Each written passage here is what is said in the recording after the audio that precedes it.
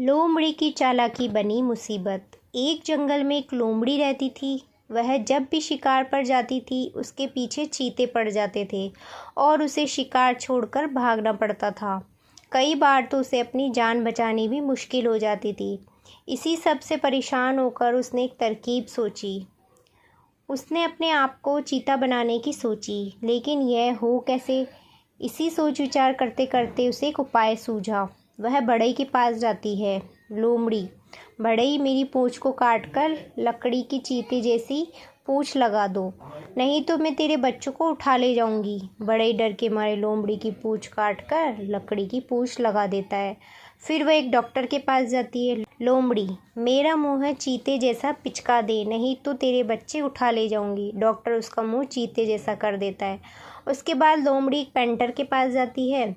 फिर लोमड़ी कहती है, मेरे शरीर पर चीते जैसा रंग कर दे, नहीं तो मैं तेरे बच्चों को उठा ले जाऊंगी।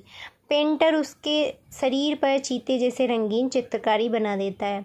अगले दिन वह चीतों के बीच पहुंच जाती है। सभी चीते हैरान रह जाते हैं कि यह नया चीता तो बहुत ताकतवर है। अब वह चीतों के संग शिकार करती और मज़े से चीतों के साथ बैठकर खाती। कोई भी उसे पहचान नहीं पा रहा था। इसी तरह कुछ दिन बीत जाते हैं। एक दिन लोमड़ी चीतों के साथ शिकार पर जाती है तो चीते एक हिरण के पीछे भागते हैं। लोमड़ी भी उनकी नकल करके भागने लगती है, लेकिन वह चीतों जितनी नहीं भाग पाती। इससे चीतों को कुछ शक हो जाता है। वे शाम को उससे पूछते हैं, चीता, अरे तू आज भागा क्यों नहीं? तेरे कारण शिकार हाथ से निकल गया। लोमड़ी, आज मेरी तबीयत ठीक नहीं थी, कल देखना मैं अकेले ही शिकार कर लाऊंगा। अगले दिन जब सब शिकार पर जाते हैं तभी बारिश हो जाती है। लोमड़ी का सारा रंग बह जाता है। यह देखकर चीते समझ जाते हैं, वह उसके पीछे पड़ जाते हैं। इसी भागदौड़ में उसकी लकड़ी की पूँछ भी गिर जाती है। लोमड़ी किसी तरह जान बचाकर लोमड़ियों की झुंड में पहुंच जाती है। वहां जाकर कोई उसे नहीं पहचानता। लोमड़ी, मैं लोमड़ी हूँ, मैं तो बचपन से तुम्हारे साथ रहती थी। लोमड़ी, अरे ये पता नहीं कौन है, न तो इसके हमारे जैसी पूँछ है, न इसका मुंह लोमड़ी जैसा है।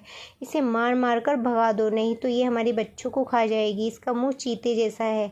यह सुनकर सारी लोमड़ी उसे मारने दौड़ पड़ती है। लोमड़ी किसी तरह जान बचाकर दूर जंगल में पहुंच जाती है।